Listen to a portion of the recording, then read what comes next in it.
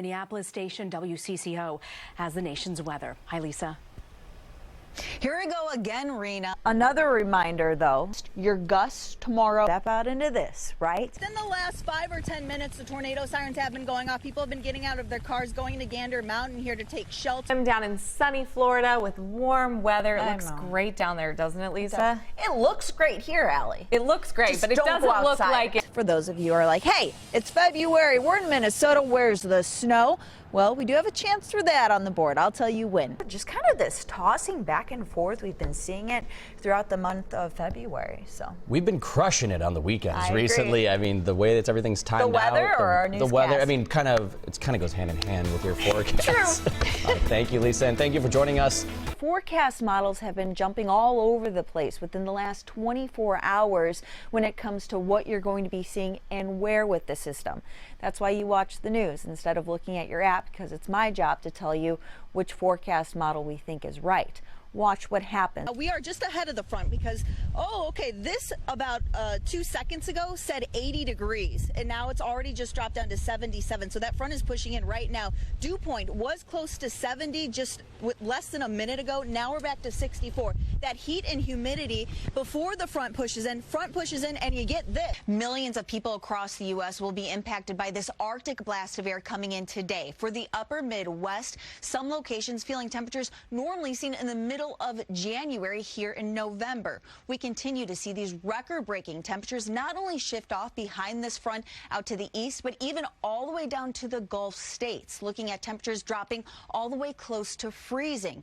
Then, by tomorrow morning, the upper Midwest looking at feels like temperatures down below zero, shifting this off to the east, seeing those temperatures just into the teens for those feels like temps as we go into Wednesday morning. Not only that, snow. Winter weather alerts from Montana going all the way into upper New York. Looking at snow starting off today in the Midwest, 3 to 6 inches of snow possible as we get closer to the Chicagoland area. Shifting off to the east, upper New York, also looking at that snowfall going into Tuesday. Main impact with this, and I think this is for everyone, not just those locations underneath the winter weather advisory.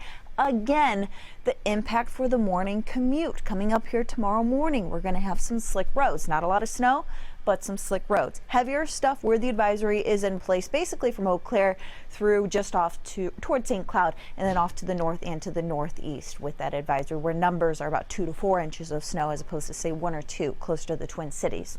As you can see, nothing on radar, satellite wise, nature tricking us, showing us that sunshine, and then you step out into this, right?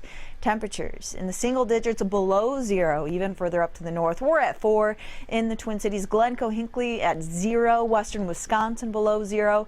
And again, those are our actual temperatures. Not much of a wind, but when it blows, you are going to feel that with wind chill values down below 0. High temperatures for today.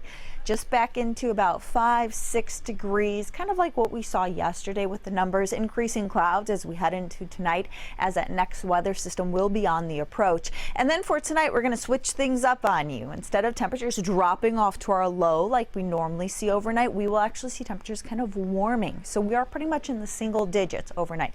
Warming, put that one in quotes, right? Basically, instead of dropping, temperatures will either hold steady or just be warming. All right, so here's the timing when it comes to the snowfall. Let's go ahead and move this on through. Again, rest of today, unless a couple of flakes start to fall for the Twin Cities, for the most part, we're waiting until well after midnight, early morning hours that we start to see the snow push in. 3 a.m. or so, we'll start to see some of this snowfall. Quick system kind of brushes on through. Again, the morning time frame for the commute could be impacted with this. Goes till about 9 a.m., moves off to the east of western Wisconsin as we hit about noon. Snowfall amount for the Twin Cities, 1 to 2 inches tops. Off to the north into the northeast, that's where those numbers come in, maybe about closer to 4 inches or so. So overall, not too bad, but definitely something that is going to be making an impact. All right, let's check out that 7-day forecast, because we do have another shot of cold air back behind the system I want to give you a heads up on. Overall, temperatures, they're not too bad for Thursday, Friday. We're pretty much in close to 30 degrees, but then once we head into Saturday and Sunday, those numbers